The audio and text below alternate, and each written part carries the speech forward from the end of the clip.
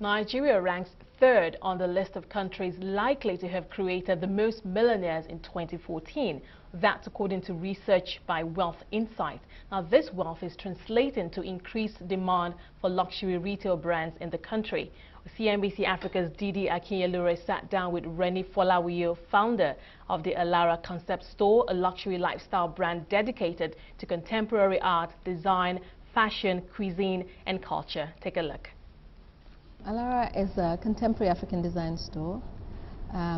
As I said to you before, it's a celebration of who I think we are today, that we are Africans, and also very well-traveled people. We have sort of a combination of African brands and international brands that we love in the same space. I thought that it would create a nice synergy and give us quite a unique space. And where did this idea come from?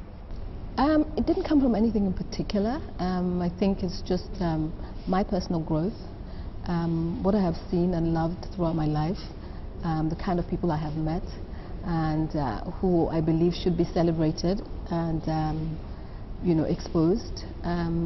Yeah, so it's a bit of everything. It's really my growth, but in growing, I've met so many different people.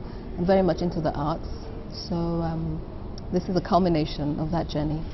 It's interesting to see that you have top brands like Duro, Lowu, Valentino, Marni, Stella McCartney in store. What do you think has prevented these top brands from looking at emerging markets like Nigeria in the past? I think it's a timing issue. I think there's different time for different zones and different areas. I think it's happened in Europe, it's happened in Asia, it's happened in the Middle East. It's our turn. It's now opening up here. We're trying to take advantage of that.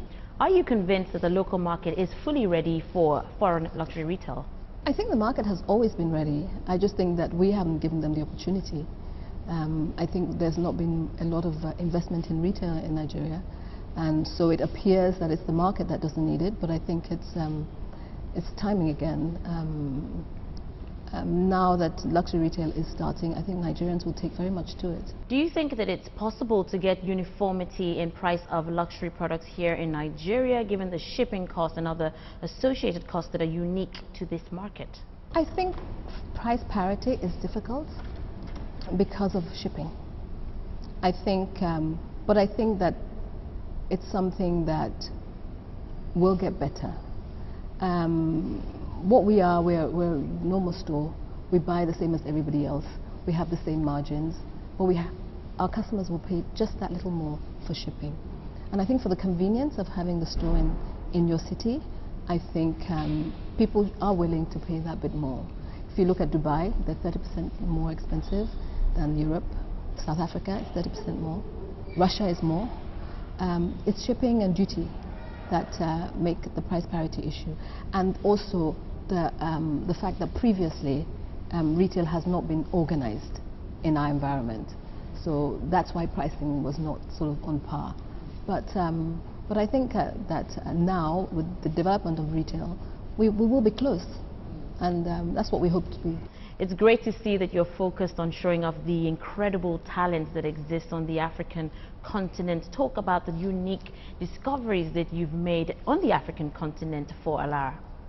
Oh, there's so much. It's so hard to talk about one and not talk about the other. But I'm very excited that in West Africa alone, we have a pool of talent.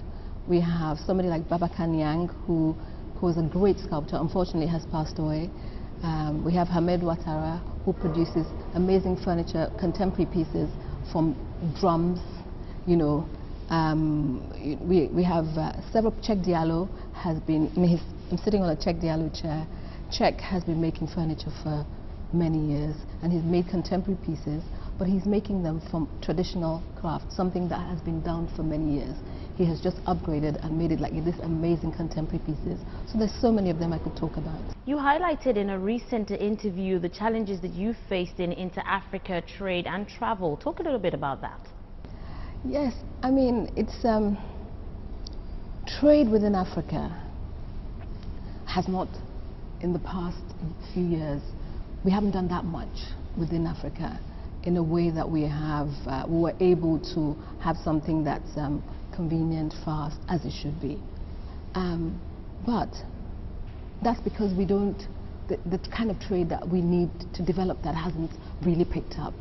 But it's not that much of a challenge. It is a challenge, but it's not that much of a challenge. So if I cannot fly it, then I will drive it in a truck. It's not a big deal. You know, it will work. And finally, who is the Alara person? Yes, who is the Alara person?